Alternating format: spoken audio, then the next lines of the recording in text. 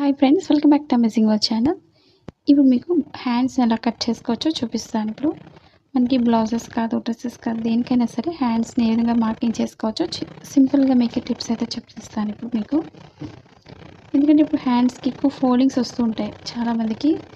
అది మనకి ఫ్రంట్ పార్ట్లు ఎక్కువగా ఉంటాయి కాబట్టి ఎలా వేసుకోవచ్చు మార్కింగ్ అనేది మీకు ఈజీగా చూపిస్తాను, మీకు అర్థమయ్యే విధంగా. మీకు బార్డర్ వచ్చినట్లయితే బార్డర్ పెద్దగా ఉంటే వేసుకోవచ్చు.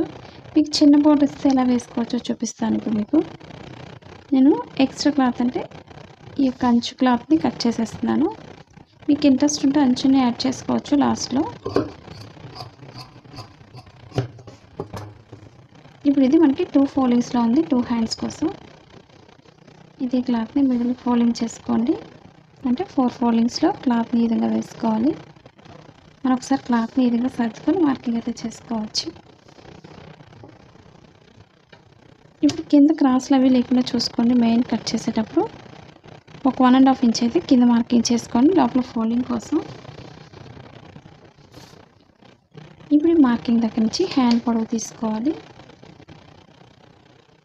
మీరు హ్యాండ్ పొడవుని బట్టి మెజర్మెంట్ అయితే తీసుకోండి. నేను 6 ఇంచెస్కి ఒక డ్రా చేస్తున్నాను, లోపల ఫోల్డింగ్ కాకుండా. మీరు ఎంతైనా పెట్టుకోవచ్చు, లేదంటే మీకు 4 కావాలంటే 4 పెట్టుకోండి, 3 కావాలంటే 3 పెట్టుకోండి. మీ సైజుని బట్టి మెజర్మెంట్ తీసుకోవచ్చు. మీకు నార్మల్గా అయితే చూపిస్తున్నాను.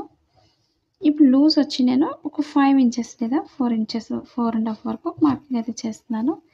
ఎక్స్ట్రా ఖర్చు వచ్చి మనకి 2 ఇంచెస్ తీసుకోవచ్చు, లేదా 1.5 ఇంచ్ ఖర్చు అనేది ఎక్స్ట్రా మార్కింగ్ చేసుకోండి. అలాగే షోల్డర్ దగ్గర నుంచి స్ట్రైట్గా మార్కింగ్ అయితే చేసుకోండి. ఇప్పుడు ఇక్కడి నుంచి మార్కింగ్ అనేది ఎలా తీసుకోవచ్చో చూపిస్తాను. మీకు షేప్ పర్ఫెక్ట్గా రావాలంటే హ్యాండ్కి ఒక 3 ఇంచెస్ డ్రా చేసుకోండి.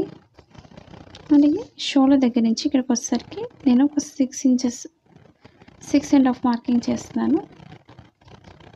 ఇక్కడి నుంచి ఇక్కడికి వచ్చేసరికి 1.5 ఇంచ్ ఎక్స్ట్రా ఖర్చు కోసం డ్రా చేస్తున్నాను. ఇప్పుడు షోల్డర్ దగ్గర 1.5 ఇంచ్ స్ట్రైట్ తీసుకోండి.